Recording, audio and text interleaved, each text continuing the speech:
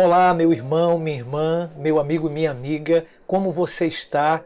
Estamos muito felizes com esta programação. É uma série, uma nova série nos canais do Adventistas Rio. Por falar nisso, nos siga em nossos canais, em nossas redes, que o Senhor abençoe você. A nova série que começa hoje, Nisto Cremos, tem como objetivo transmitir esperança, as boas novas de salvação extraídas na palavra de Deus. E por falar na palavra de Deus, nós vamos falar um pouquinho hoje da primeira das 28 crenças, das 6 doutrinas extraídas das palavras inspiradas de Deus. Antes de falarmos um pouquinho e mergulharmos no assunto da palavra de Deus, eu gostaria que você e eu, juntos agora, pudéssemos fechar nossos olhos e, se você puder, me acompanhe nesta prece. Querido Pai Celestial, muito obrigado, Senhor, por esta série Nisto Cremos, que tem proporcionado a palavra de Deus, transmitido esperança a todos que nesse momento estão assistindo através das plataformas das redes sociais. Que o Senhor nos ilumine para que possamos compreender a Tua inspirada palavra e o fazemos em nome de Jesus. Amém. Muito bem, amigo, eu vou abrir a minha palavra, que é a palavra sua, que está em suas mãos, que está em minhas mãos, que na verdade é a palavra inspirada de Deus, que tem como poder transformar a minha e a sua vida. Vamos estudar esse livro maravilhoso. As Sagradas Escrituras é o tema de hoje, a primeira crença. Então a Bíblia, o Novo e Antigo Testamentos, são a palavra de Deus escrita, dada por inspiração divina. Os autores inspirados, diz a Bíblia, falaram e escreveram ao serem movidos pelo Espírito Santo. E nesta palavra, Deus transmite à humanidade o conhecimento necessário para a salvação. Bem, as Escrituras Sagradas são a revelação infalível, suprema e repleta de autoridade de sua vontade. Constituem o padrão de caráter, a prova da experiência, o revelador definitivo de doutrinas e o registro fidedigno dos atos de Deus na história. É importante lembrar que nenhum livro jamais foi tão amado, tão odiado, tão reverenciado e tão execrado quanto a Bíblia. Muitas pessoas foram mortas em favor da Bíblia, outras tantas mataram por sua causa. Ela tem inspirado as maiores e mais nobres ações humanas, ao mesmo tempo em que é acusada por seus atos mais danosos e degenerados. Guerras têm sido travadas em virtude da Bíblia. Revoluções têm orientado a partir de suas páginas e reinos vieram abaixo com base em suas ideias. Pessoas de todos os pontos de vista, de teólogos da libertação a capitalistas, de fascistas a marxistas, de ditadores a libertadores, de pacifistas a militaristas, percorrem avidamente em suas páginas à procura, sabe de quê? De que justifiquem os seus feitos. Mas a singularidade da Bíblia não provém de suas incomparáveis influências políticas, culturais e sociais exercidas sobre o mundo. Provém antes de sua fonte original e de assuntos de que trata. E a revelação divina do Deus poderoso, a Bíblia é a revelação de Deus, de Jesus Cristo, o Salvador do mundo. Essa é a revelação divina. E a despeito de muitas questões desafiadoras, queridos, que têm sido levantadas acerca de Deus, ao longo da história, o ser humano tem testificado confiantemente de sua existência, verificando que ele existe e que se revelou de várias formas. É isso mesmo. De que modo Deus se revelou à raça humana e como a Bíblia funciona em sua revelação? É uma pergunta interessante.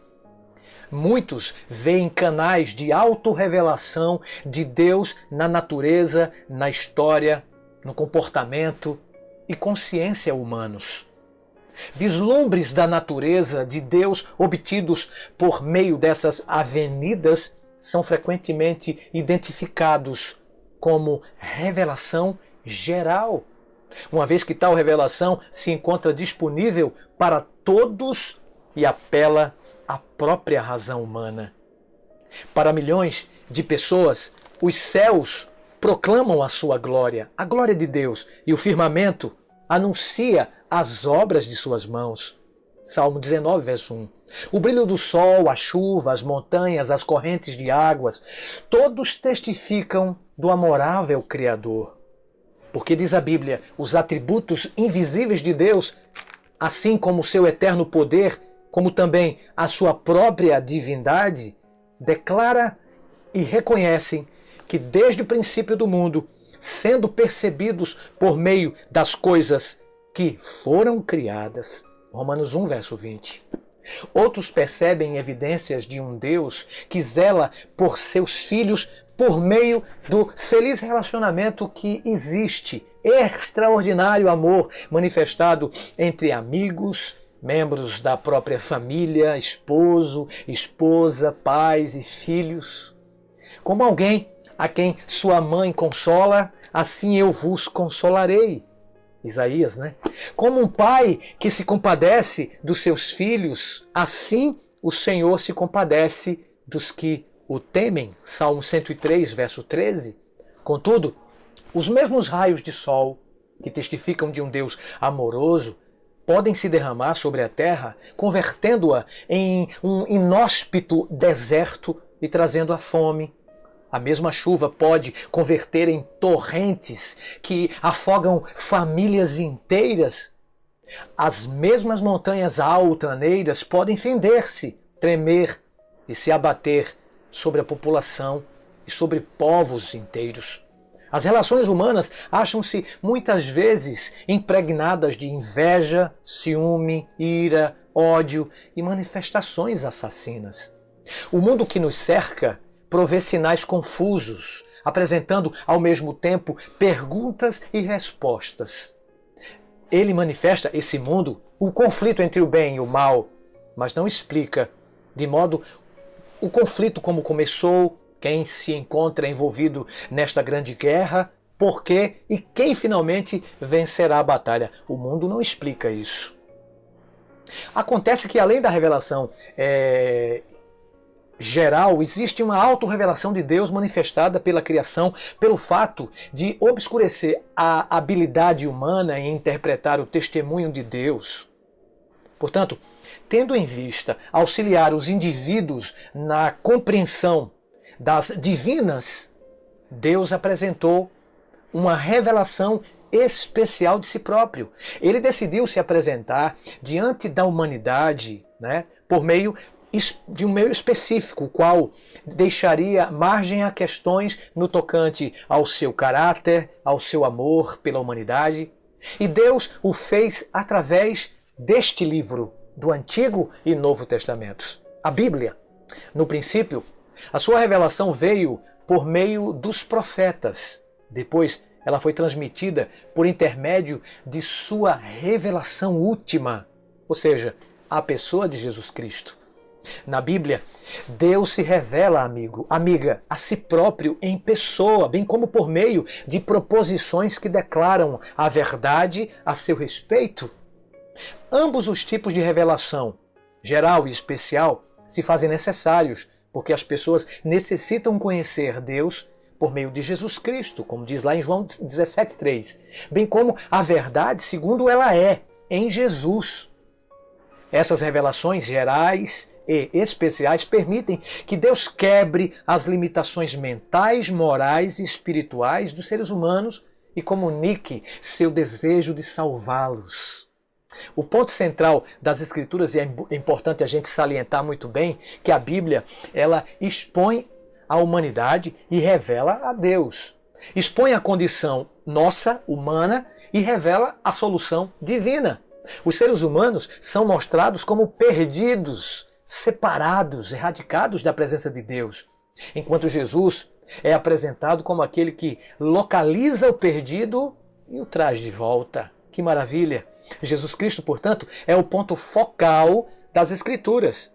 No Antigo Testamento, ele é chamado de Messias, o Redentor do mundo. Já no Novo Testamento, ele é revelado como Jesus Christos, do grego Jesus Cristo, o Salvador. Cada livro, quer através de símbolos, quer de realidades concretas, revela algum aspecto de Jesus Cristo, alguma fase de seu trabalho ou traço de seu caráter. Na cruz do Calvário, a revelação última desse trabalho e caráter de Deus são dramaticamente demonstrados através da morte de seu Filho Jesus Cristo. A cruz representa o mais central de todos os pontos focalizados pela Bíblia, pois ela faz convergir o mesmo local a inonimável maldade humana e a incomparável bondade do amor de Deus. Poderia, querido, haver vislumbre mais profundo da falibilidade humana? Ou melhor revelação do que é o pecado? A cruz revela também um Deus que permitiu que seu Filho único fosse morto. Que sacrifício! Poderia existir maior sacrifício ou mais abrangente demonstração de amor? Eu creio que não. Efetivamente, o foco central das Escrituras é a pessoa de Jesus Cristo. Ele ocupa a posição central de todo o drama cósmico. Em breve, quando o conflito entre a luz e as trevas chegar ao fim, o triunfo de Cristo no Calvário culminará com a erradicação do mal. Seres humanos e Deus estarão outra vez unidos entre si. Glória a Deus por isso. O tema do amor de Deus, particularmente, conforme visto na própria morte de Cristo, Filho de Deus, no Calvário, e esta é a maior verdade do universo, amigo. Isso representa o ponto central da Bíblia. Todas as grandes verdades deste livro, portanto, deveriam ser estudadas a partir desta perspectiva. Cristo crucificado, morto, ressurreto. A autoridade da Bíblia como regra de fé e prática, ela decorre de sua própria origem. Vamos estudar um pouquinho. Os escritores bíblicos viam as Escrituras como situando-se em uma categoria única, distinta e separada de toda a literatura restante. Eles se referiam à Bíblia como as Sagradas Escrituras, Romanos 1, capítulo 1, verso 2, as Sagradas Letras, os Oráculos de Deus, Romanos 3, 2. Esta singularidade das Escrituras se baseia em sua origem e fonte. Os autores da Bíblia destacam frequentemente o fato de que não eram os originadores de suas mensagens. É importante lembrar isso. Eles recebiam das fontes divinas. Através da revelação divina, eles haviam sido habilitados a ver essas verdades. E eles viam essas verdades. E os escritores bíblicos indicaram o Espírito Santo muitas vezes como sendo a fonte de suas revelações. Ele se comunicava com o povo por intermédio dos profetas. O Espírito Santo se comunicava. Por exemplo, Davi declarou: o Espírito do Senhor fala por meu intermédio, e a sua palavra está na minha língua. 2 Samuel 23, 2. Ezequiel escreveu: então entrou em mim o Espírito, caiu, pois, sobre mim o Espírito do Senhor. Depois, o Espírito de Deus me levantou. Ezequiel 2, 2 e 11, verso 5 e 24. E Miqueias, ele testemunha: eu, porém, estou aqui e o poder do Espírito do Senhor está sobre mim. Miqueias 3, 8. No Novo Testamento, o próprio Novo Testamento reconhece a função do Espírito Santo na produção do Antigo Testamento. Jesus disse que Davi fora inspirado pelo Espírito Santo. Semelhantemente, Paulo, ele percebeu que o Espírito Santo falara através de Isaías, Atos 28, 25. O apóstolo Pedro falou sobre o fato de que o Espírito Santo não operara por intermédio de umas poucas pessoas selecionadas, e sim por meio de todos os profetas. 1 Pedro 1, verso 10. Por vezes, amigo, a figura do Espírito Santo, o autor humano, melhor, completamente, ele se revestia do poder do Espírito Santo. Assim como diz, assim pois diz o Espírito Santo. Querendo com isto dar a entender o Espírito Santo. Hebreus fala isso no capítulo 3, verso 7. Os autores do Novo Testamento reconheceram o Espírito Santo como o autor de suas mensagens.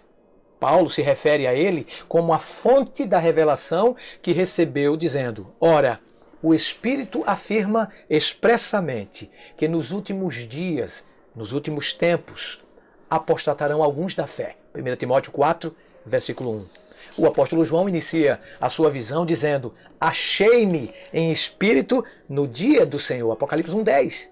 A comissão de Jesus a seus apóstolos veio-lhes através do agenciamento do Espírito Santo, não é? Assim, Deus, na pessoa do seu Espírito Santo, revelou-se a si mesmo ao longo das sagradas letras. Ele as escreveu não com a sua própria mão, mas com o auxílio das mãos de outros, cerca de 40 pares, ao longo de um período de aproximadamente 1500 anos. E no sentido de que ele inspirou os escritores, Deus é o autor da Bíblia, amigo. Deus é o autor das Escrituras. Paulo diz: toda Escritura é inspirada por Deus e útil para o ensino. 2 Timóteo 3,16.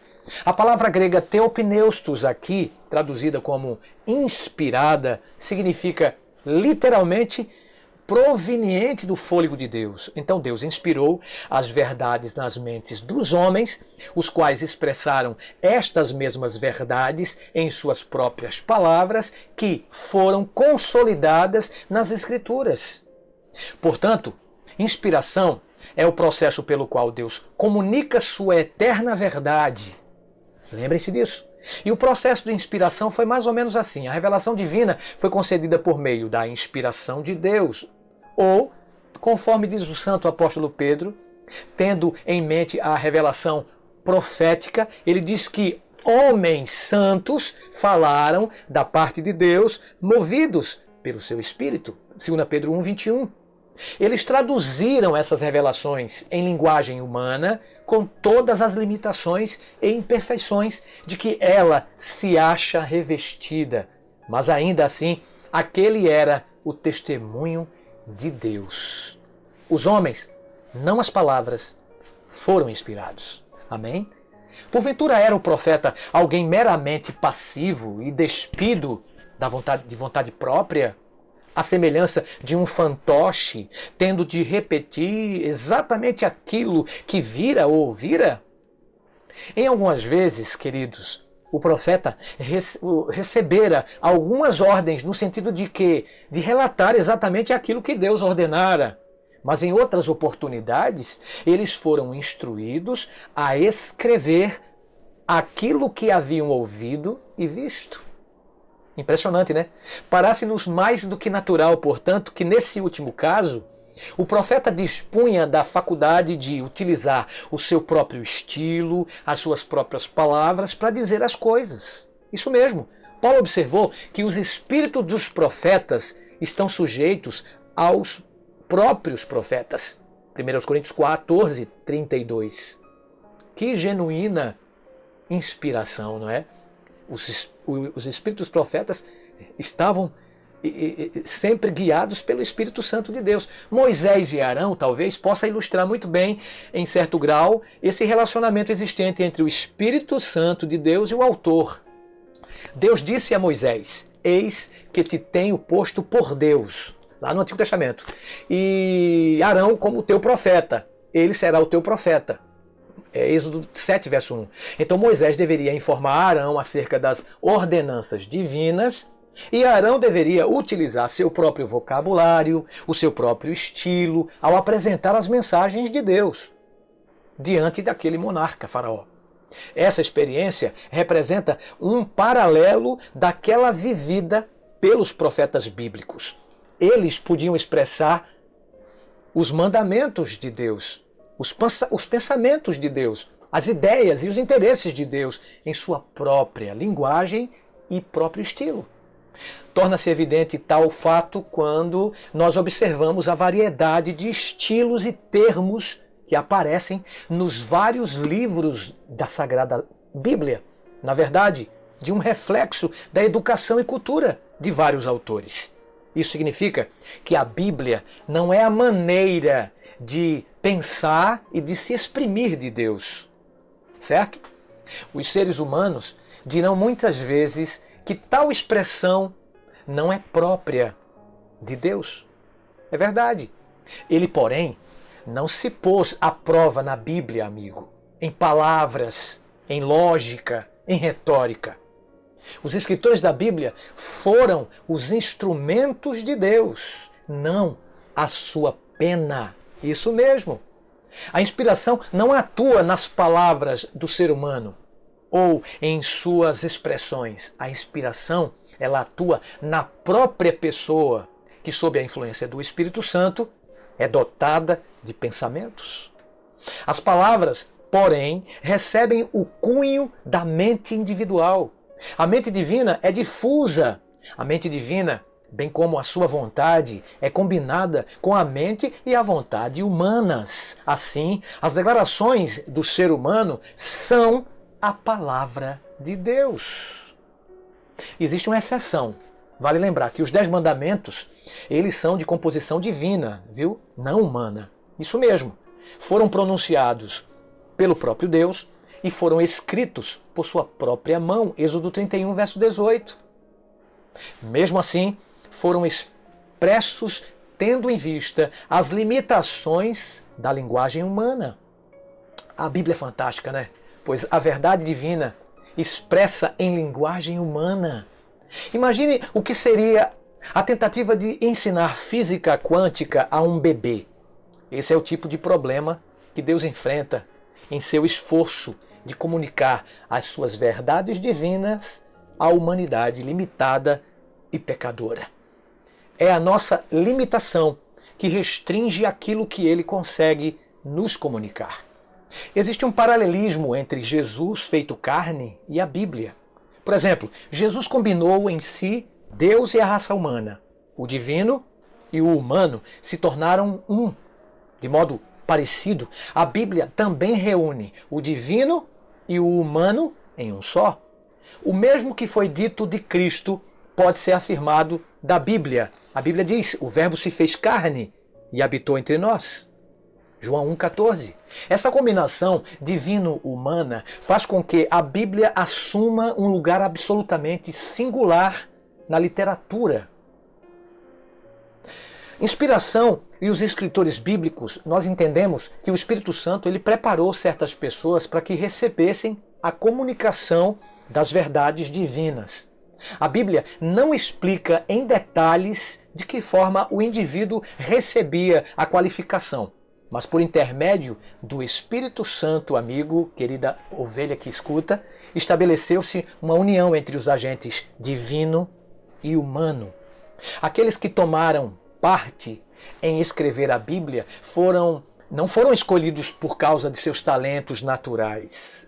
Lembre-se disso, a revelação divina recebida não convertia a pessoa ou lhe assegurava a vida eterna, viu? Balaão proclamou uma revelação divina recebida sob inspiração, mas agiu de forma contrária aos conselhos de Deus. Números 22 a 24 conta a história. Davi, que foi amplamente usado pelo Espírito Santo, o grande cantor de Israel, cometeu grandes crimes em sua vida, o que pode ser verificado em suas próprias palavras no Salmo 51. Todos os autores bíblicos, querida ovelha, querido membro, você que me ouve, você que me escuta, todos precisam da graça de Deus, de acordo com Romanos 3,12. Todos os escritores precisam. E a inspiração dos autores bíblicos não deve ser vista simplesmente como iluminação ou orientação divina, pois estas são prometidas a todos os que buscam a verdade. De fato, os escritores bíblicos algumas vezes escreveram sem compreender o que estavam escrevendo completamente. A mensagem de Deus, a mensagem inspirada que eles comunicavam. A resposta dos escritores às mensagens recebidas nem sempre eram uniforme. Por vezes, o profeta se sentia grandemente perplexo. No caso de Daniel 8:27, Apocalipse 5:2 de João, que às vezes pesquisava o significado tanto das revelações recebidas por ele próprio, quanto as recebidas por outro. Algumas vezes, os profetas se sentiam temerosos de proclamar a mensagem e até mesmo argumentavam com Deus a respeito dela. O caso de Abacuque, o caso de Jonas, né? E etc. Eu quero ir para a parte final, por exemplo, sobre a inspirada palavra de Deus. O Espírito Santo, ele comunicou o conhecimento divino por intermédio de visões. Como foi que a Bíblia foi feita, foi escrita? Outras vezes, Deus falou de forma audível, de impressões íntimas. Samuel, por exemplo, recebeu em seus ouvidos a informação divina, lá em 1 Samuel 9:15. Zacarias recebeu representações, amigos, simbólicas, com as devidas explicações, lá no capítulo 4. Paulo e João receberam visões celestiais acompanhadas de instruções orais, 2 Coríntios 12, Apocalipse 4 e 5. A Ezequiel foram mostrados eventos que efetivamente estavam ocorrendo em outro lugar, Ezequiel 8. Alguns até mesmo participaram de suas visões, desempenhando certas funções que constituíam uma parte da visão, que é o caso do Apocalipse 10. Quanto ao conteúdo da palavra, o Espírito revelou eventos futuros a alguns profetas. Em outros momentos, os escritores registraram eventos históricos tanto com base em suas experiências pessoais, quanto a partir de registros históricos já existentes, que é o caso de Juízes, capítulo 1, né? 1 Samuel, 2 Crônicas, Atos dos Apóstolos. A afirmativa bíblica de que toda a Escritura é inspirada por Deus, como está escrito, né, pelo apóstolo Paulo, e útil para a autoridade nossa, para a nossa própria vida, para a educação na justiça, né? Timóteo, né, fala, segundo a orientação divina, para a seleção de todos os materiais que se acham registrados na própria palavra de Deus, quer os dados tenham sido colhidos por meio de observação pessoal, informação oral, fontes escritas ou revelação direta, todas as informações chegaram ao escritor pela orientação do Espírito Santo. Portanto, a inspiração divina na seleção dos materiais garante a plena confiabilidade das Sagradas Escrituras. A Bíblia, querido, revela o plano de Deus em sua dinâmica interação com a raça humana, não em uma coleção de doutrinas abstratas. Sua autorrevelação acha-se intimamente entretecida com eventos reais que ocorreram em momentos de tempo e localidades definidos. Isto quer dizer que a confiabilidade dos dados históricos é extremamente importante, já que eles formam a infraestrutura de toda a compreensão humana do caráter de Deus e seu propósito para a humanidade. Uma visão adequada e correta desses aspectos pode conduzir a pessoa à eterna e, por outro lado, a uma visão incorreta pode levar à confusão e à morte eterna. Assim como uma visão correta das Escrituras pode levar o indivíduo à vida eterna, uma visão incorreta pode levar o indivíduo à morte eterna. Por isso que é importante estudar as Escrituras. Por isso que é importante, como disse próprio Cristo em João capítulo 5, verso 39, aos fariseus: examinai as Escrituras, porque julgais ter nelas a vida eterna, e são elas mesmas que testificam de mim. Claro que o contexto ali foi uma repreensão que Jesus estava dando dando aos próprios fariseus e judeus da época. E eles não queriam ir até o mestre, já que a própria Bíblia testificava de Jesus. Eu vou encerrar a crença dessa noite dizendo para vocês o seguinte, que até aqui vimos a inspiração da palavra. Deus falando através da história, Deus falando através de sua revelação geral, Deus nos falando, amigo e amiga, que nos ouve, que nos assiste pelas redes sociais, por esse canal. Deus falando através de sua revelação especial, através das Escrituras, através de Jesus Cristo, através dos profetas.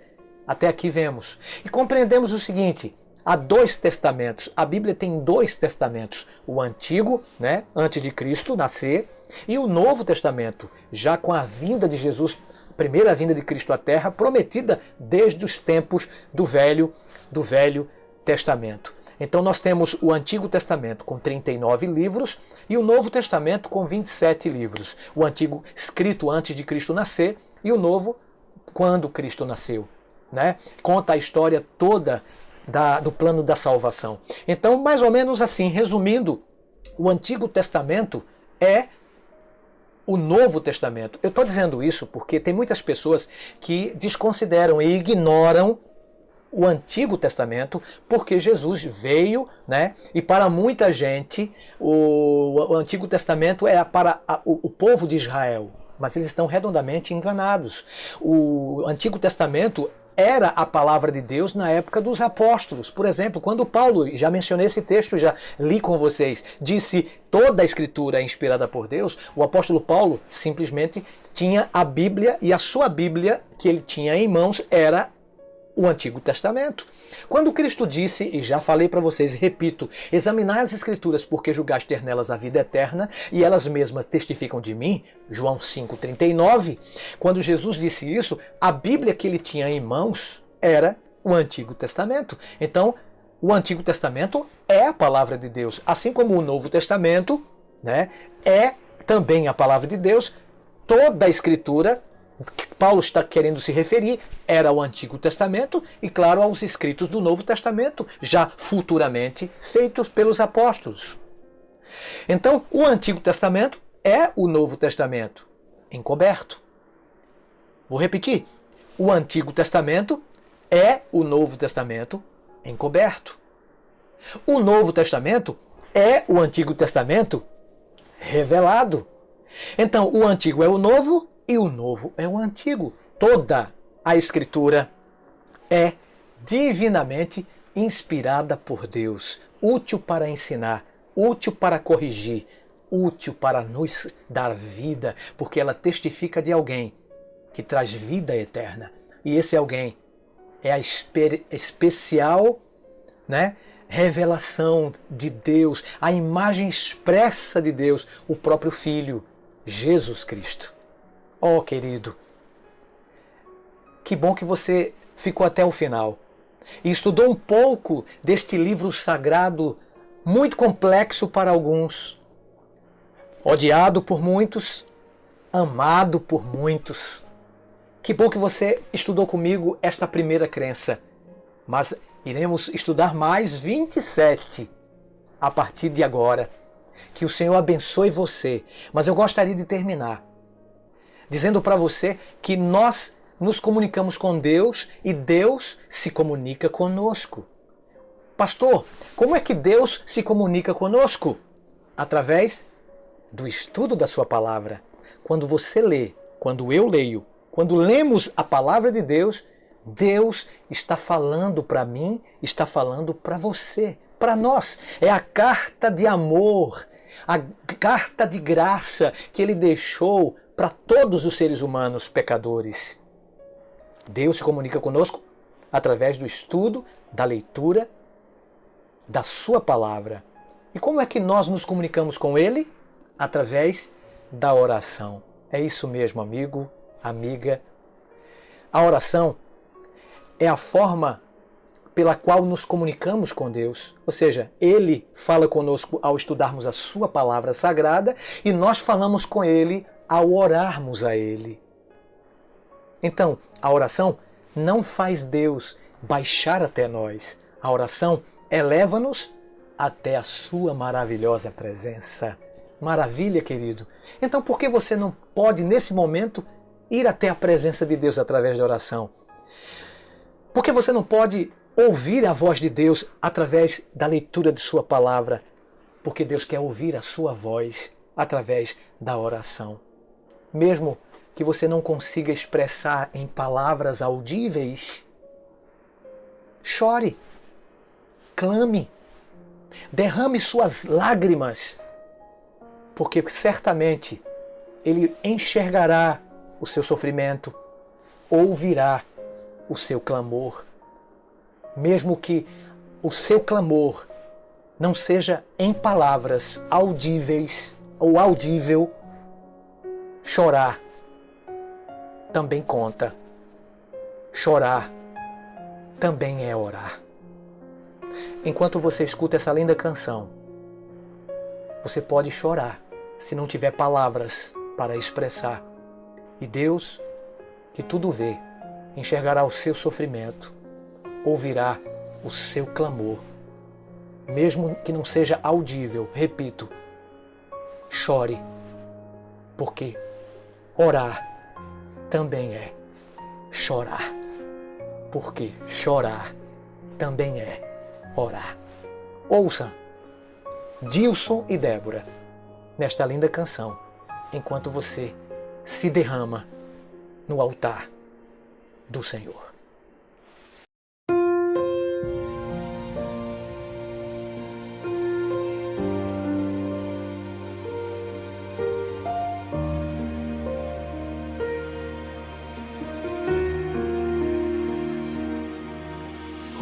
Hoje, quando eu acordei, eu chorei. Não consegui usar palavras. Minha oração tinha um silêncio na voz, mas havia um grito em minha alma. Ajoelhado ali eu fiquei e não quis te questionar em nada. A forma que encontrei de orar foi derramando as minhas lágrimas aos teus pés, Senhor, aos teus pés, Senhor. E eu fui chorando aos teus pés, Senhor. E o Espírito Santo traduzia o meu choro em clamor. Chorando que eu disse não consigo, chorando que eu disse que preciso, chorando que eu disse que eu dependo só de ti, meu Pai. Chorando que eu disse Deus vem me ajudar, chorando que eu disse Pai vou confiar. Enquanto eu chorava eu ouvia tua voz dizendo que chorar também é orar. Que chorar também é orar.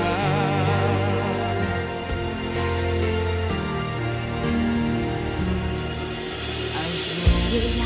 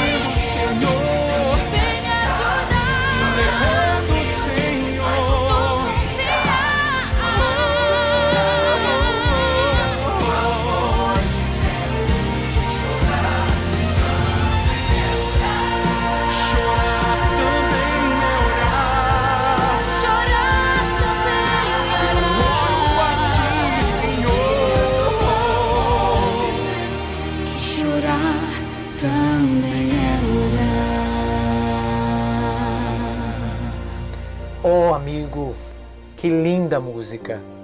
Chorar também é orar. Você gostaria de, nesse momento, ser elevado comigo através da oração? Feche seus olhos, portanto, se puder, e ore comigo. Pai querido, muito obrigado pela tua santa palavra inspirada. Obrigado porque o Senhor, o Espírito Santo, inspirou os homens a escreverem o que nós temos hoje, Bíblia Sagrada, os oráculos da tua palavra, o livro sagrado, a Bíblia. Obrigado porque o Senhor fala através dela, em pleno século XXI, quando lemos esse livro sagrado, o Senhor se expõe e se deixa revelar através desse sagrado livro profético. Obrigado por esta série. Que o Senhor continue abençoando os nossos ouvintes, os nossos internautas, todos que estão assistindo este vídeo, este estudo, esta crença do Nisto Cremos. Que o Senhor abençoe cada um. Fica conosco. Que o Senhor nos dê a tua paz, em nome de Jesus. Amém. Ó querido, muito obrigado por sua audiência. Obrigado porque você se inscreveu no nosso canal. Obrigado porque você até aqui ouviu a verdade e colocará a palavra de Deus em prática. Até o próximo encontro. Mas não se esqueça que o amor de Deus, que a graça de Jesus e a comunhão do Santo Espírito sejam com você. Até lá. Deus abençoe. Tchau.